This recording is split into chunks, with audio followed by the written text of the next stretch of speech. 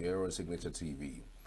The president of the country, President Bola Ahmed Tinubu, actually hinged his actions on 308, stating he has the powers to do that, giving a possible danger for River State. And so many persons have said it is false. Today we're going to x-ray that particular section of the Constitution that he actually announced while he pronounced that the governor of the River States has been suspended, including the State House of Assembly members. We have Barrister C.D. Ogbe joining us this morning. Barrister, thank you for joining us. Good morning. Good morning.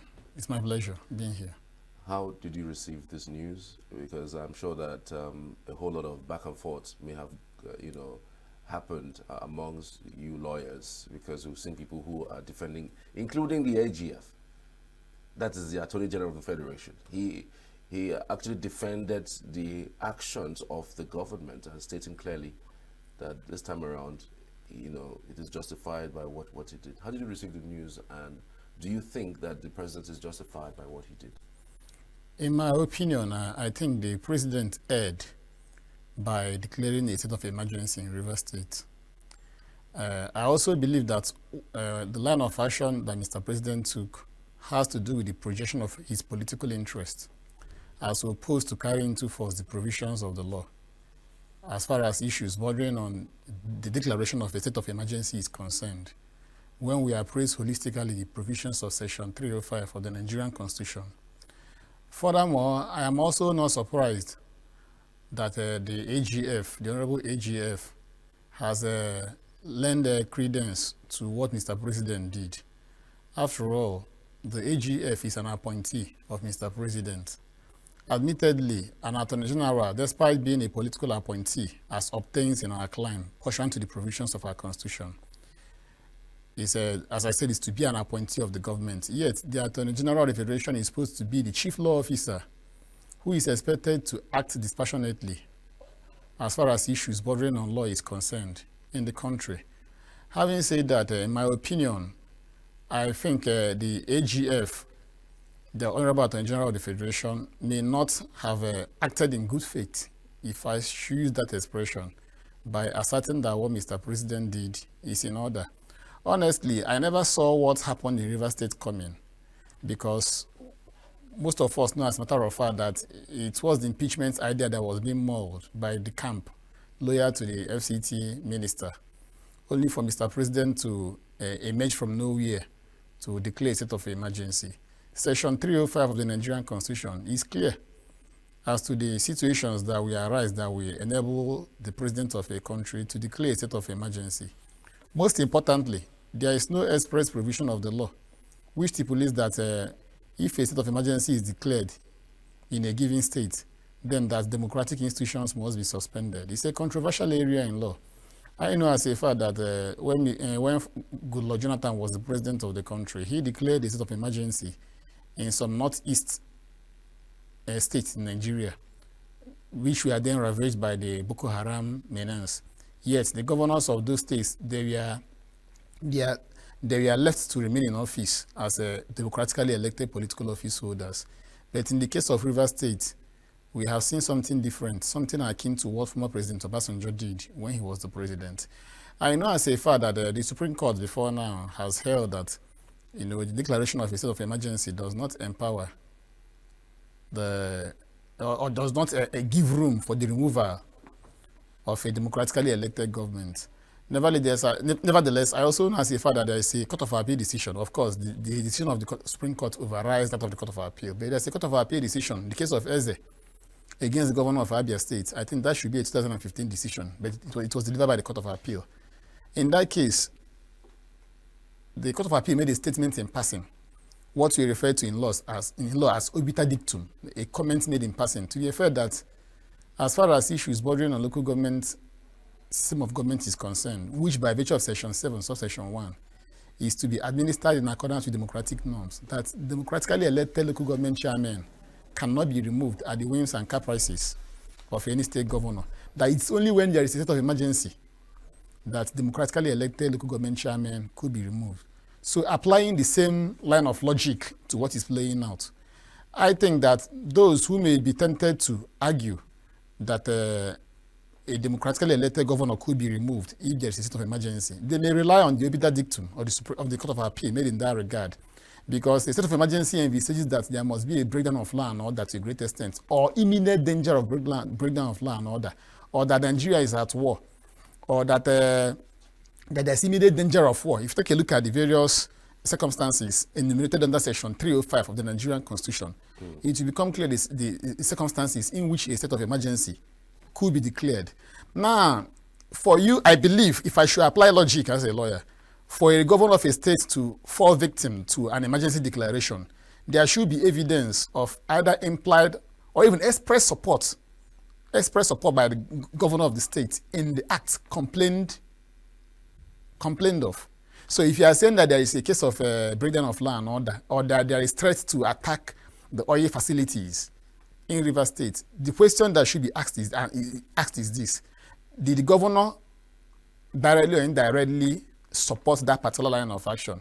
That he kept mum is immaterial, because that's one of the issues Mr. President raised. After all, the president is the commander-in-chief of the armed forces. The governor of the state, despite being the chief security officer of the state, does not have control over the Nigerian armed forces. So if there is any failure on the part of law enforcement agents to arrest the activities of maybe what I would refer to as some criminal elements who resumed attacks on the infrastructures of the Nigerian government, it is left for the federal government of Nigeria, under the watch of Mr. President, to go after these people and not to declare a state of emergency and then remove the governor. So in a nutshell, I think Mr. President's action has gone a long way in lending credence to the suspicion harbored by many persons all this while, to the effect that the FCT minister enjoys the backing of the federal government. And that's why he has been operating without much restrictions as far as the controversy that engulfed him and his erstwhile godson reached the River State. So Mr. President's action, in my own opinion, we are entitled to our respective opinions. In my opinion, it shows that Mr. President has taken side in the battle going on between Nyesom Wike and Governor Fubara, because he's still the governor of River State. He's still a governor, despite what has been done by Mr. President. All right. I mean, you said that implicitly that it has to be sure that the governor is involved. If something is happening in your state in that magnitude, you should be able to release a statement, because we've seen people release statements and things like that. When those threats kept coming, we saw the threat, done by Asari Dokubo. We've seen threats done by faceless groups. The governor kept mum, kept quiet. If he had even released a statement saying that, these guys should stop whatever they are trying to do, we're suing for peace or something, but he never said anything. And now the president is saying that he teleguided these people to bomb oil pipeline. Anyway, the first point of departure in this whole argument is that, in my opinion, I don't even have sympathy for both sides, because both sides, you are erstwhile criminalist participants in law, partners in crime. The incumbent governor of River State and his godfather, they were all members of the same political fold. They governed River State together. So I have no sympathy for them, because some persons are becoming emotionally attached to both sides. Mm-hmm. I am dispassionate as far as this issue is concerned. However, talking about law vis-a-vis governance, I think the governor of the state is not under any obligation to make any comment. Following the threats that are happening under your watch, taking a look at the circumstances of this case. Okay, you did made mention of faceless groups, but Asari Dokubo is not faceless. What should have been done is this: Asari Dokubo, having made that threat, the president should have ordered for his arrest, because he's the chief security officer of the nation. The president has at his beck and call the paraphernalia of government. At least Asari is not faceless. The president should have said, "Oh, you issued a threat to do so and so thing. Yes, DSS, police, army, everybody, Air Force, go after him." The president also did not do anything. So he want the governor to issue a mere statement. Do you know whether Asari will also attack the governor if the governor issues any statement? It's possible. He may tell the governor, "Who told you to react? We are defending you. You are our son." Most importantly, people have made various dangerous statements in this country. Someone once said that the babu and the dog will be soaked in the blood. A state of emergency was not declared in his state or the state where that statement was made. In some other states, terrorists held sway in some states in this country. the northeast geopolitical zone. The governors of those states weren't removed. So what is playing out is more of politics. Some weeks ago, a Nigerian citizen, I don't know her name, of the Ijaw ethnic group, a woman, she said that what is playing out in Rivers State is a proxy war. Because there is this belief that Governor Fubara is loyal to a different political camp. That is what is actually playing out in Rivers State. So the governor is taking a look at the special circumstances of this particular case. The governor, I don't think he's under any obligation to respond to any comment being made by anybody, because assuming he responded, people will also attack him. Who told you to respond? We are trying to protect you. After all, many unlawful things happened under his watch to his detriment.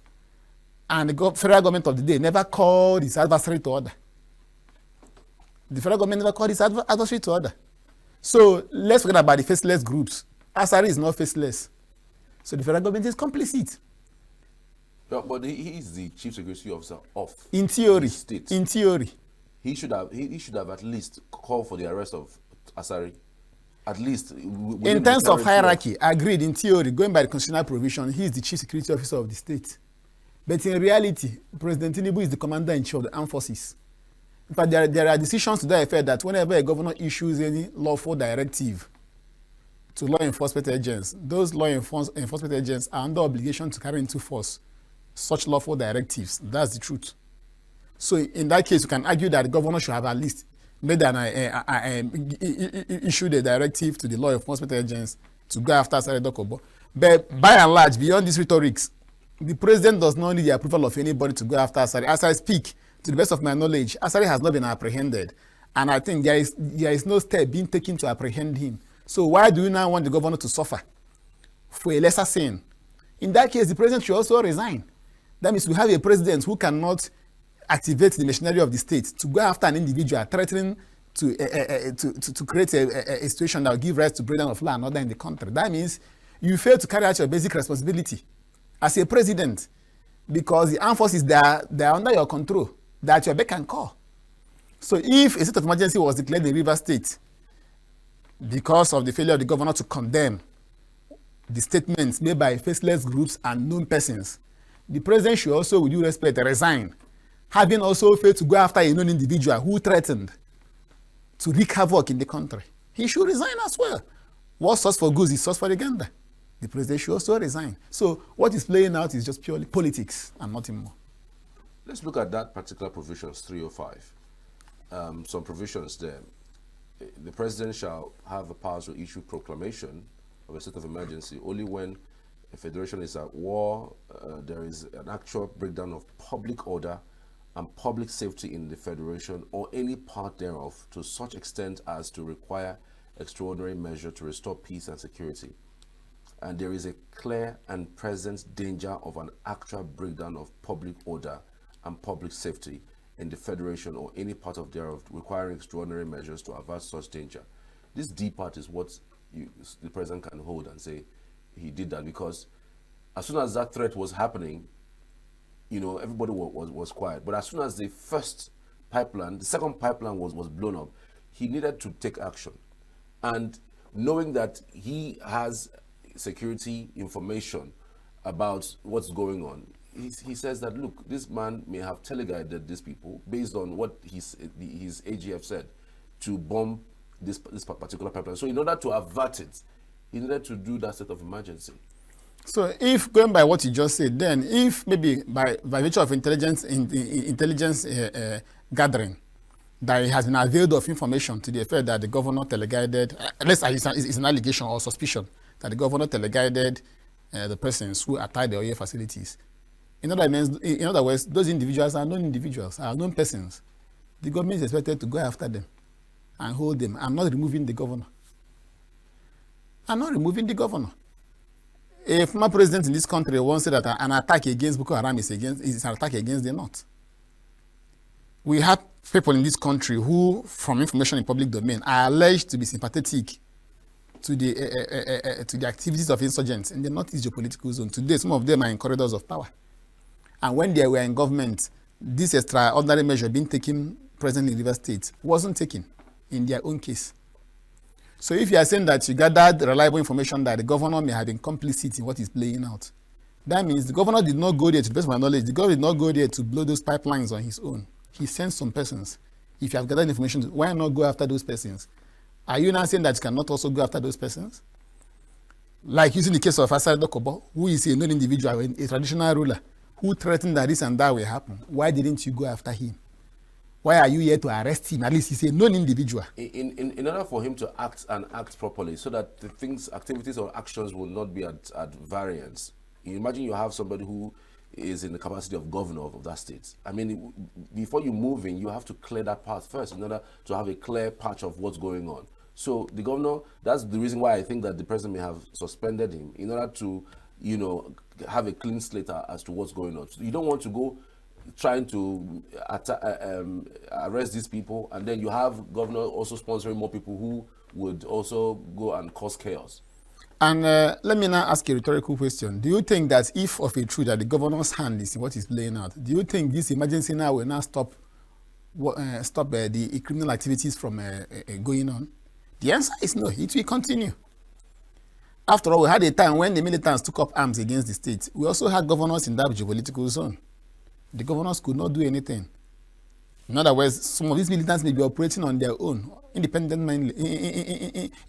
of the influence of any third party. You don't rule that out. And let me say something.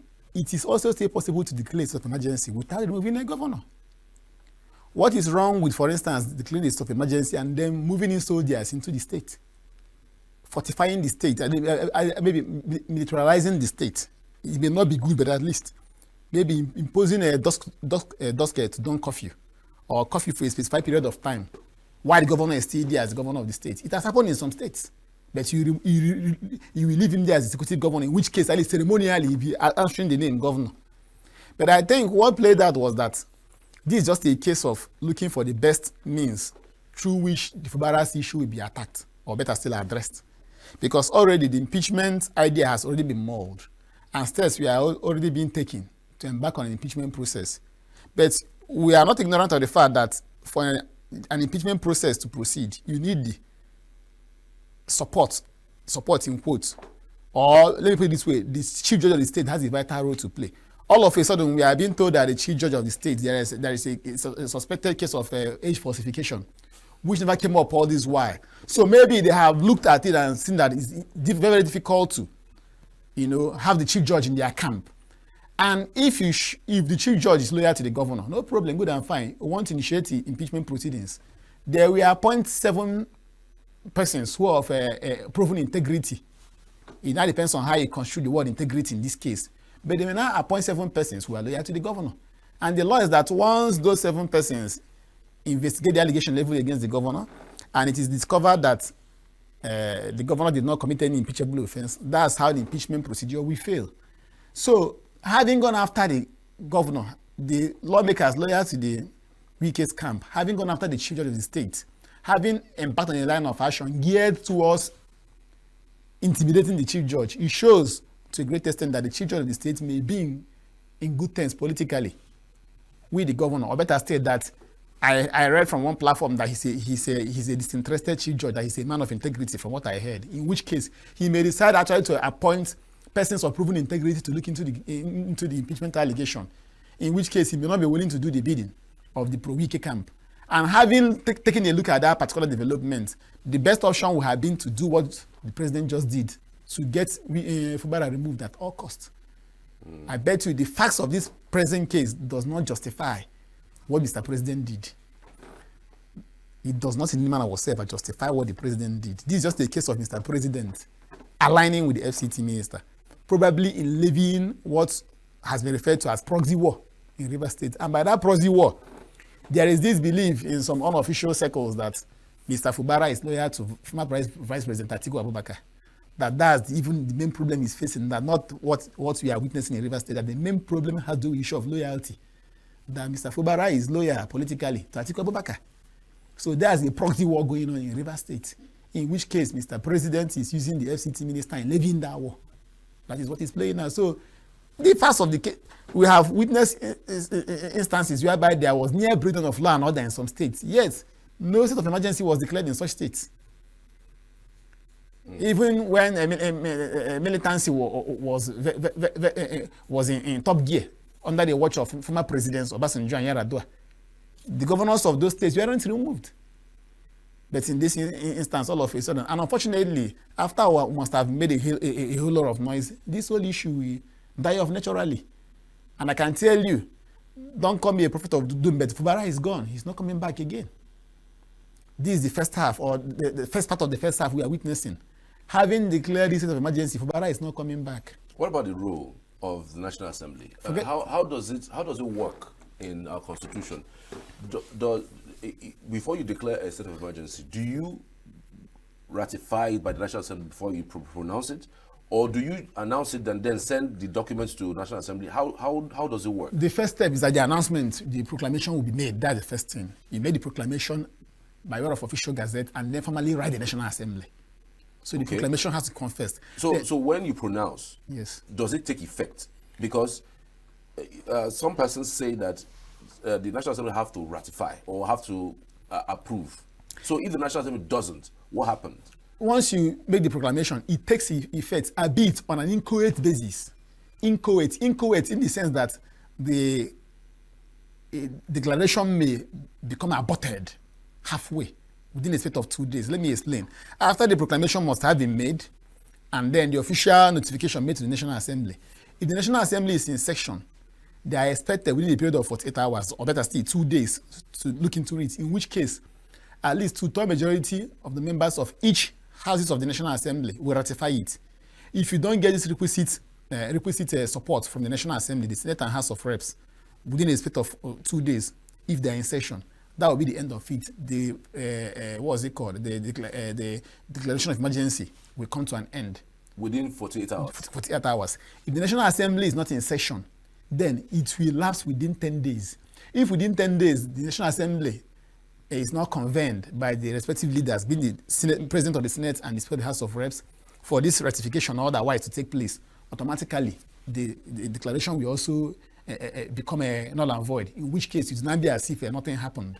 Now, if the National Assembly should be convened and the requisite majority is not gotten, that also will give rise to the cessation of the proclamation made. But the question is this: we do respect some persons who may be living up to expectation as lawmakers at the federal level.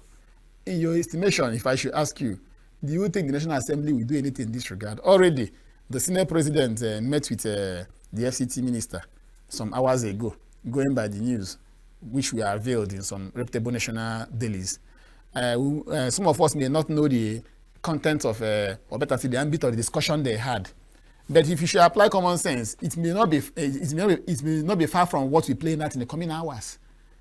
We have seen situations whereby during the case of voice votes, those in favor say aye, those against say nay. The nays may be higher in number, still the ayes will have their way. So we end up having a rowdy National Assembly today. If they decide to convene this thing today, after which they will still have their. Believe me, Fubara is gone. When you say Fubara is gone, are you saying, because you say you're not a prophet of doom, are you saying that even after the first 6 months as pronounced by the president, that if things are cool, that the democratically elected state governor would lose his seat like that until the tenure finishes in the next 2 years? Things will never be cool again in Rivers State.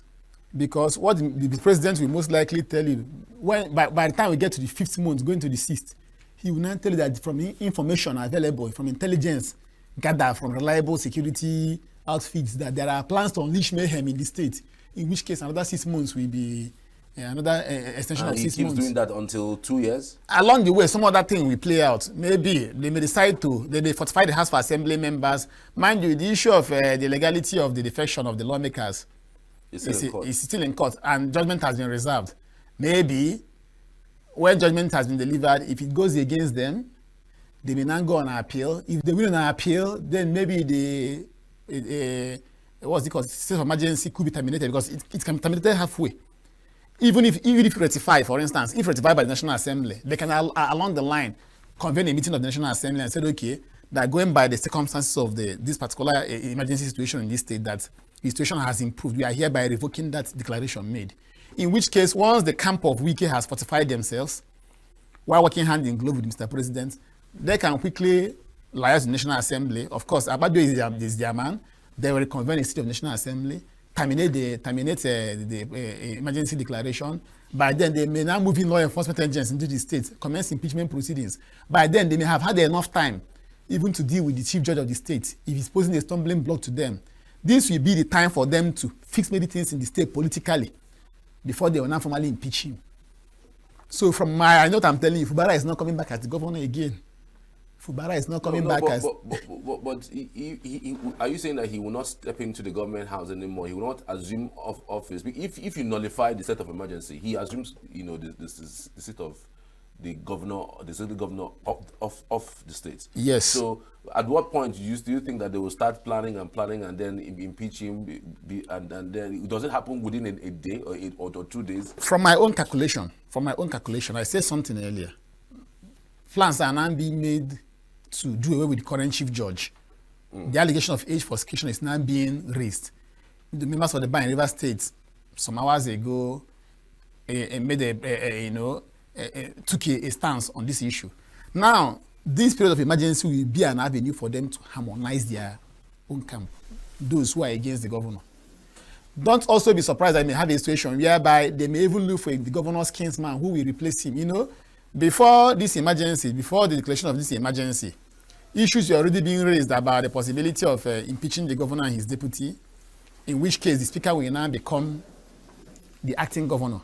From experience, and from what has happened in Nigeria in time past, of my own political calculation, I may be wrong, but that's my own position. They most likely will want to replace Fubara with another kinsman of his. Assuming you want to remove Fubara and then put another person from a different ethnic group, it will pose a problem. But this is now time for them to harmonize everything, look for an alternative from the ethnic group, so that once they now project the person, Fubara's camp will not be divided.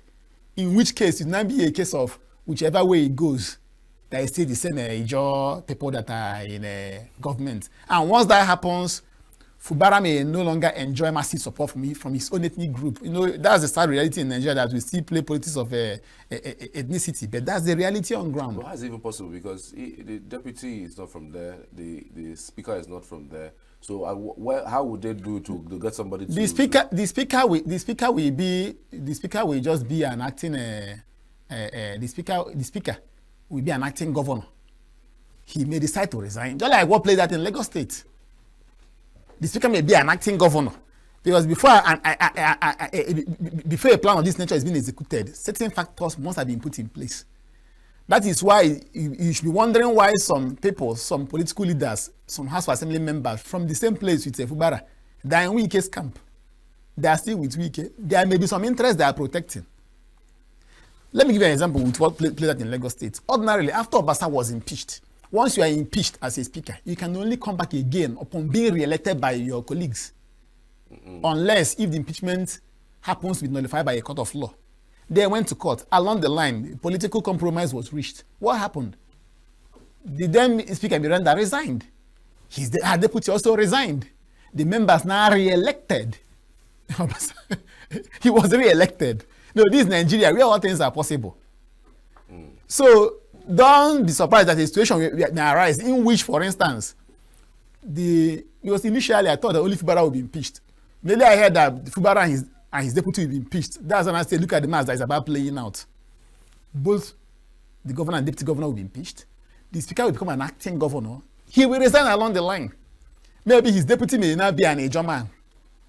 Maybe I'm deputy, the second in command. I wouldn't know the second in command as the deputy speaker. I don't know where he hails from. The deputy speaker of the University House of Assembly. If he's of the Ijaw ethnic stock, upon the speaker now becoming the acting governor, automatically he becomes the speaker.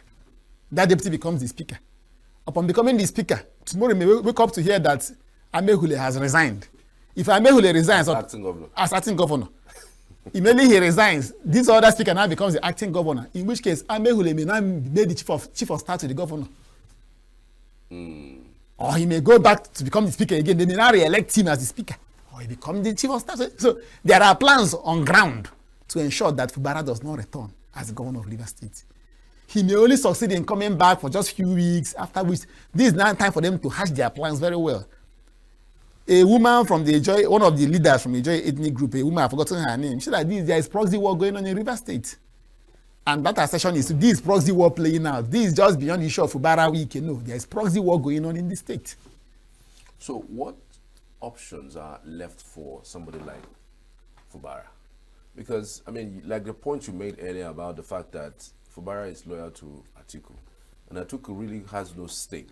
Of course, everyone's looking at 2027 for the meantime. And the president, seeing what's going on, would listen to his minister because he has been with him and he knows how important Rivers is. And Wike would have also said that, look, if you don't go this route, forget Rivers. And Rivers was one of the states that gave him some votes to become president because he lost woefully in the South, South, and Southeast, you know, in the last election. So Rivers State is one of the swing states. So when you look at the whole scenario, it does look like Fubara is playing a very bad politics. Or maybe he was just caught in the wings of these issues. Because again, what is that thing that Wike is telling the president that Fubara cannot tell the president? If Fubara decides today, I'm defecting to the APC, I think all of these things will change. Don't you think so? I think it's already late in the day. It's already late. With due respect to Fubara, he didn't play his game very well as a politician. And I've noticed something. You know, some of these political godfathers, they normally look for those who are not conversant with the intricacies of political battle, while making them their successors. Whenever issue of succession comes up, they prefer those who they can easily manipulate, who they can easily bully politically. Just imagine a scenario whereby someone like Oizo Carlo was made a successor to Nyesom Wike. What is playing out will never happen. So Nyesom Wike must have studied the person of Fubara before making him his successor. That is the reality. Because believe you me, if it had been some other persons, no matter who Nyesom Wike is, those 27 lawmakers will no longer be loyal to him. Yeah. Even without firing a shot. Let me give you one example. You know, I heard that there are moves being made to recall Senator Natasha Akbuti, which is a sad one. But this is one of the steps Fubara should have taken a long time ago. To defect? No, not to defect. To make moves to recall some of those lawmakers. You look for those who are not strong-willed. Amongst them, there are those who are very stubborn. There are those who you know are not all that very rigid. You approach their people, even starting from the person's kinsman, rather. Look for a strong driver, just like what we are told from Radio Without Battery Source, if I should use that expression, that part of the reason behind the emergence of Wike as governor of Rivers State had to do with the need by the then President Jonathan to look for a strong driver that could checkmate the then governor of Rivers State in the person of Rotimi Amaechi. That they were like, who is the person that can handle this man very well? And they looked for. That's how Wike became the better option to handle Amaechi very well. Likewise, Fubara should have looked for a very stubborn fellow from the camps or from the communities of these lawmakers who are not loyal to them, with a promise that, look, if you're able to recall this man, he will take over from him. Anything that you need, just let me know. I will release the funds. Rivers State is an oil-rich state. Admittedly, the funds of Rivers State should be used for the betterment of the plight of the Rivers people. In which case, if you start using the funds in living political battle, the people will suffer, agreed. But now, politically speaking, by the time you plant rivals in their camps, then they will now have issues to be contending with. As they are following Wike in Abuja, they will also be back home trying to save their seats. Before you know it, 1 or 2 or 3 persons who are not all that courageous may be tempted to join your own camp. Secondly, but I'm just giving instances, without firing a single shot, you can call the kinsmen or some of these people and tell them, look, call your son to order.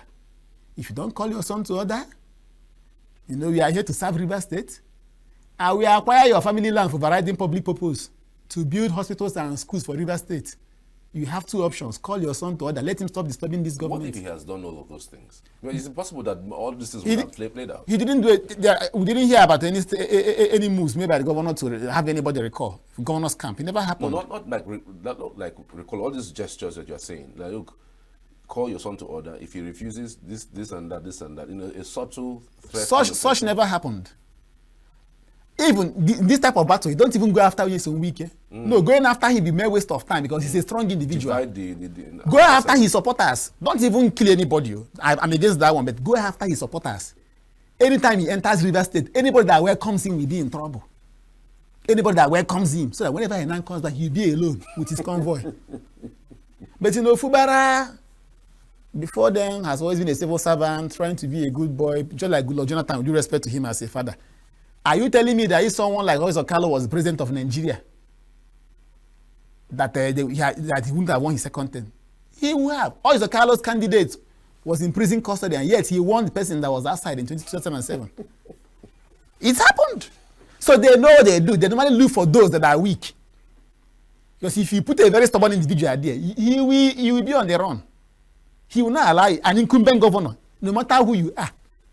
No matter who you, but you know, Fubara will say peace. In life, for there to be peace, there will be war. Even God, immediately Satan wanted to rival him. He sent him packing. God sent Satan packing.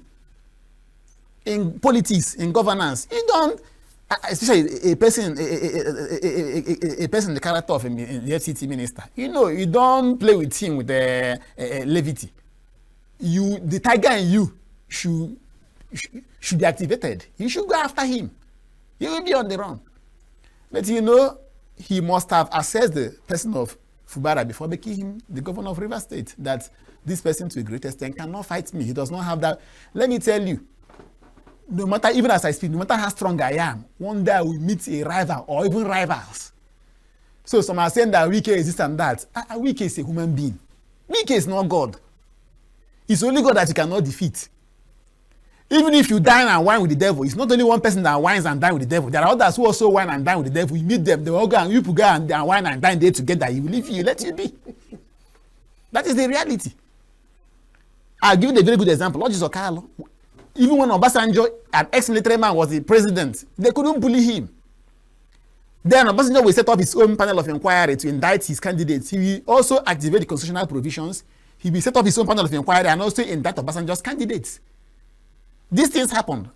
And I remember then there was this cartoon. They now brought the two reports before a judge, and the judge was confused because if you should enforce this one, you should also enforce this one. So he didn't play his game well. And a governor of an oil-rich state, for that matter, having allegedly been in political romance with Atiku Abubakar, he should have pushed further in using northern politicians, in mounting serious pressure on the president politically. By now, the National Assembly should be hot. By now, before now, he should have influenced the northern politicians to hijack the business of the National Assembly, in which case the lawmaking activities of the University House will now be transferred, in which Ababio seat will even be threatened. You know, trust Northerners, they have the wherewithal to do that. Yeah. They will make that seat ungovernable for Ababio. The choice will now be either for him to comply or they will remove him. Just imagine mobilizing the likes of Ali Dume and others. They will not be after the Senate president. No, the choice will be his either to lead that reverse issue or to lose his position. But you know, what's the meaning of Fubara is character, peace, all the time, peace. Personally, I don't preach peace always. I don't even preach peace always. At times, it is war. After war, we'll now go to the negotiation table. So it happens even here in Enugu, it happens everywhere. I don't want to use myself, but let me give myself. There was a time, I know this their Inter-Party Advisory Council. One young man, because the governor empowered him, he's still seeing 1 naira. He now woke up one morning, maybe to test the microphone, as we say it in common parlance. I warned him. He capitulated. Thereafter, he woke up again. Maybe the thing that was beating that music for him woke him up. He came for the second time. I took up the issue. I will not tell you how everybody. The man, he ran away till today. He ran away till today. Right. He's a lawyer. The person, he ran away till today. All this, the IPAC, Inter-Party Advisory, he ran away till today. So, but if you're the type, there's the way people used to run around him and that, so we say that he's this. He can manipulate whoever he wants. So there are those you don't manipulate, whether physically or spiritually. You don't manipulate them. So the governor, with due respect, is too soft. There's a point you just made now that's quite interesting. The North, because they have the numbers in the Senate, they also have the numbers in the House of Reps, and they would need the National Assembly, the president would need National Assembly to ratify what he has done in Rivers. So in order to block that, the North would also be looking at the fact that this man hasn't done us well in the last 2 years. So this is another way of also talking to him and saying, look, you can't do anything just anyhow. Do you see that playing out in the National Assembly today? Let's wait and see. A few hours time, the whole thing will play out. The whole. But of course, I foresee a rowdy sitting today. We already saw a rowdy session yesterday. That's first half. The main thing will happen today. And today is the final day. Exactly. Second half has to happen. The second half will take place today. So let's wait and see what happens. But definitely, they may have their way. They will most likely have their way. But it will not be a funny one. And most importantly, if Fubara, because despite the fact that he enjoys the support of some northern political elites, there are still some steps you are expected to take.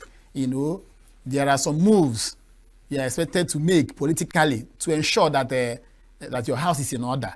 It's just like at times when people talk about opposition politics without money is bound to suffer severe challenges. But if you have a strong opposition figure with enough bullion van, anything needed to do whatever. For instance, assuming there will be dollar rain today, assuming it's an assumption, and you don't have your own dollar rain in favor of your camp, some of your members may say, I will not it's not being in northern that I will eat today. Now let me collect something. Let me collect something from these people. But assuming dollar rain is coming from both sides, which is an unfortunate one, but we're talking about what obtains in Nigerian political terrain. There must be dollar rain. Then the battle will now be on a level playing ground, in which case, they may even succeed in frustrating the emergency declaration made. But if they succeed in doing that, they are not yet done with Fubara. These men will go back again. The battle will resume as well. If Fubara decides to defect to the APC, more like showing loyalty, changing his loyalty to President Tinubu, does it change anything for you? It doesn't change anything because I think, Wike claims to be in PDP, but he practices what more of us refer to as agada crazy. Agada means you are here and here. Wike is in APC and his P, so he has already occupied APC. So some people will say there's no vacancy in Aso Rock, there's no vacancy in Lion Building. So Wike's camp, they are announcing that there's no vacancy in APC. So I don't think the ground is now fertile for Fubara to move into APC. If not, APC would have been the best option. But the FCT minister is a serving minister in this government. I believe he has enormous influence. in the APC. He has upper hand in the APC above Fubara. So he knows all these things. Ordinarily, he will say, let me join. And already, he maintains closer, Wike maintains closer political relationship with Mr. President. So it will be as good as impossible for the president to now turn around overnight to accord political attention to the governor, to the detriment of the FCT minister. I think it's already late in the day. It's not something he can do at this juncture. How dangerous is this democratically? I mean, if we allow this to play out the way it has, given the reasons that the president has given, how dangerous generally do you think it will be? I mean, this is not a military rule, and it doesn't feel like one. But then we're seeing some things happen that feels like it's something that reminiscent of what we would see under military regimes. So about how dangerous it is to our democratic setting, because everybody has condemned it. The opposition is screaming. NBA has shouted. PDP governors have shouted. In fact, some APC governors, none of them have actually even said anything, because I'm not sure that if somebody wakes up tomorrow in the name of the president and says that they have been suspended, they would like it, even if you are with the APC party of some sort. So tell me how dangerous it is generally for our democratic setting. It is very, very dangerous, extremely dangerous. With due respect to Mr. President, this line of action he told is a very dangerous line of action, because he's even indirectly and unwittingly inviting the military back. Because now you now have a naval personnel as the acting governor of Rivers State. His colleagues will be admiring him. Say, wow, this man. Now that this man is at the helm of affairs, don't you think it would be better for us to just come in entirely and then and say that I want to salvage the country. Because Rivers State is an oil-rich state. It's a very dangerous precedent that the president is setting. One, the president is even threatening his own stay in office. Because now bringing a military, a member of the armed forces close to the seat of power again, you are indirectly now, luring his colleagues. Most especially now that you have a situation whereby in the neighboring African countries, you now have clamor for regime change through extra constitutional means taking place. And now you are creating room for undemocratic leaders to assume the mantle of leadership in some terrains. Secondly, governors are not the appointees of the Mr. President. So waking up one morning to declare state of emergency, and also while doing that, making a unilateral decision, removing a democratically elected governor, and also even suspending democratically elected House of Assembly members, even though they may be loyal to your camp. It shows that you can also wake up tomorrow and just say something that I've gotten a security report that so-and-so governor, is complicit in so that there are plans to attack so-and-so state. You will not remove the governor. It is a very dangerous one. And that's why even the governors of the APC, they should, in their own interest, they should kick against what played out in Rivers State. Otherwise, if you fail to kick against it, if you fail to question it, tomorrow you will wake up. I'm even talking about Oyo Carlo. Imagine Obasanjo never even did it, because otherwise Obasanjo would have woken up one morning to say, I hereby declare a state of emergency. Yes. In this case, President Tinubu has gone further in taking a unilateral decision in removing a democratically elected governor of his state under the guise of making a proclamation for a state of emergency in the state. So it's a dangerous one. Assuming, I'm able to say that to the best of my knowledge, the enormity of violence in Rivers State has not gotten to that level in which any rational thinking member of the society who is dispassionate will say of a truth, the situation on ground warrants that there should be this declaration. We are humans, despite the sentiments we may harbor. There are things you may see in Rivers State and say, no. Despite the fact that some persons may not be comfortable with, but you say the situation on ground necessitates the declaration of a state of emergency. But in this case, nothing substantial has happened. We just woke up one morning and they made a declaration of a state of emergency. It doesn't work that way. It's antithetical to the letters and spirit of the Nigerian Constitution. And it's detrimental to the growth of our nation, democratically. And that's why some of us will speak out against it, no matter whose ox is God. Because if you condone it today, tomorrow it will work against you. It is very, very, very, very wrong. You should have declared it while even the governor, they even has for assembly members. You can even declaration they are hereby ordered. All executive activities suspended. All executive activities. All legislative activities suspended. You can even say by virtue of necessity, the National Assembly can invoke one provision. It's hereby ordered to take over legislative activities of the state for the time being, for a period of 6 months in the first instance. Because the law allows the National Assembly in some circumstances to be making law for a state. Because of the situation on ground, because of the impasse, political impasse. National Assembly take over, the governor just not remain a ceremonial, but at least you remain a ceremonial governor.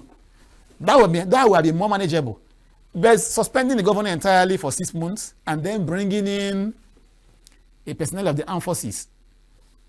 I wish the nation good luck. But I just hope we are not trying to, bring the Kaki boys back to power.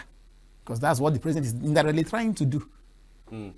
So, because others may asking questions, say, oh boy, this 6 months is like you enjoy it. Like during the COVID-19 era, I heard that the NSDC people, there's this cartoon that say, you really enjoy the resources everywhere.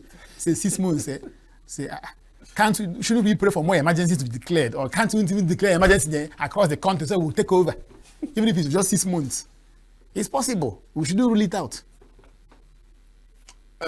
So how does the state run? When you suspend the governor and the deputy and then the House of Assembly, now that there's a sole administrator who has been sworn in, does the commissioner still stay? Does he work with the commissioners? Does he appoint people who will work with him? Does he appoint a deputy, a second in command? How does it run in the next 6 months? He's a sole administrator. He's a law unto himself. It's only the constitution it's only the judiciary that has been left, in which case cases could be sent to court. Cases will be entertained. No House for Assembly. It's as good as he will now be ruling by what are referred to as quasi decrees, at his whims and caprices. That's the implication. Sole administrator at his whims and caprices. Not even commissioners, not even. No, where would there be a commissioner when a commissioner stay in office is dependent on the stay of his boss in office. Upon the cessation of office of a commissioner of a governor, automatically all his political appointees are gone with him. Only that because there are laws made previously by the House of Assembly, those previous laws are to be carried into force to a great extent by the administrator. As far as the issue of governance is concerned, why marrying same with his own personal decisions? For laws that have to do with the affairs of private individuals, you will not have much problem there. The ones that may pose a source of worry has to do with laws that may have political undertones, political implications, in which case his decisions will now override those laws because he's not acting based on the mandate of the people. He's acting based on his being empowered sequel to an extraordinary situation, because a state of emergency is expected to be declared when there is an extraordinary circumstance, an intervening factor that makes it difficult for the normal democratic system to continue being in existence. In which case, as I said earlier, to a great extent, he will govern the state at his own whims and caprices. Wow. No budget. He's not going to work with the budget.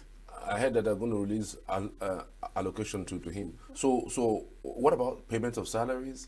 What about, he will be doing that. The meetings of government and government officials? Like the only government meetings that happen during government official. He will only meet with whoever he wants to meet with. The only though he's going, civil servants, they enjoy. Of course, civil servants are safe. Like the accountant general is a statutory office. He cannot be, accountant general cannot be removed from. He still remains accountant general because his office is statutorily protected.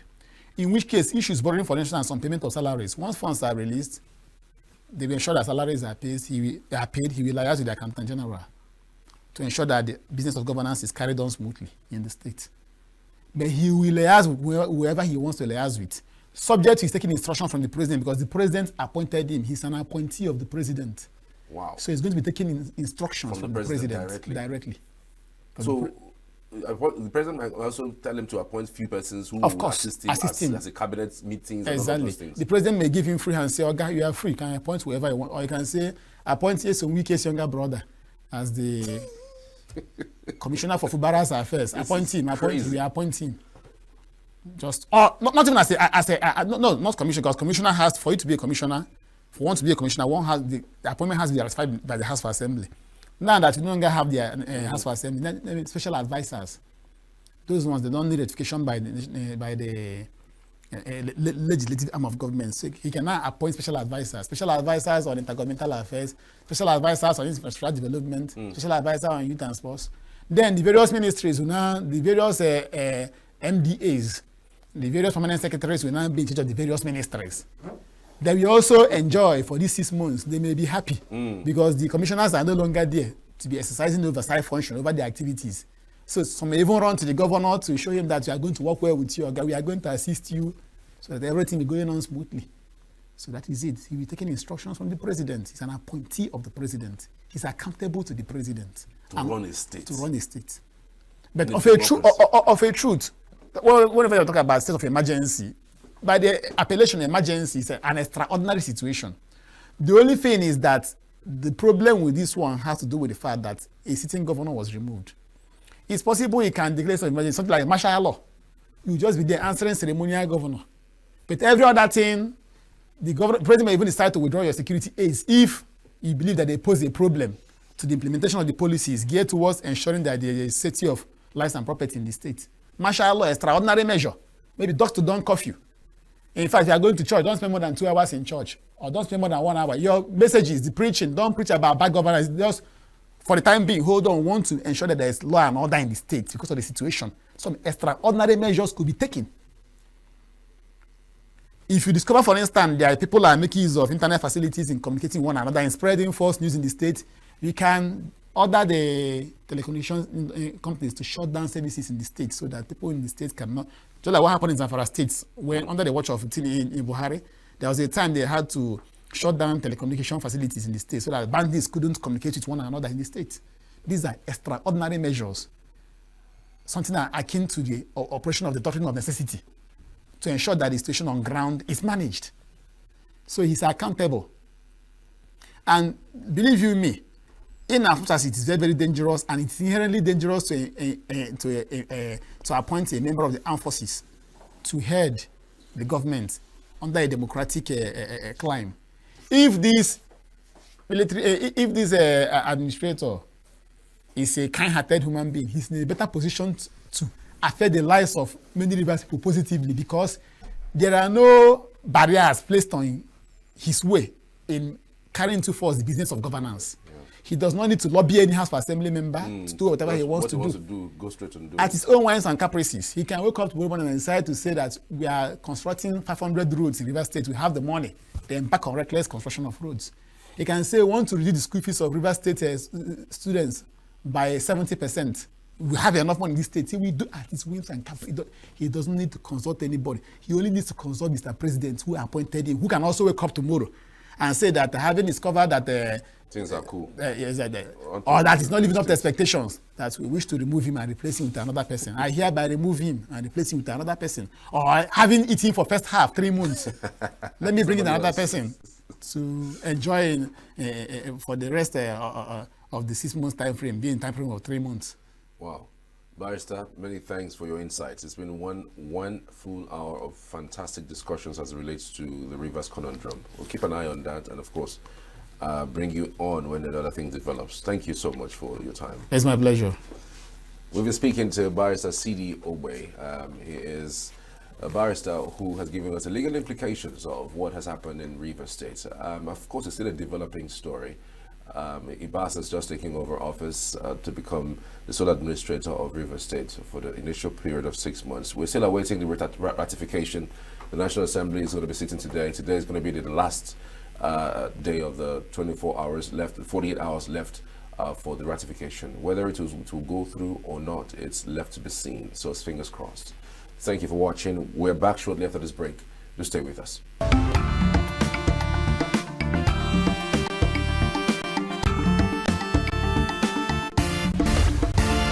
Signature TV, news in your pocket.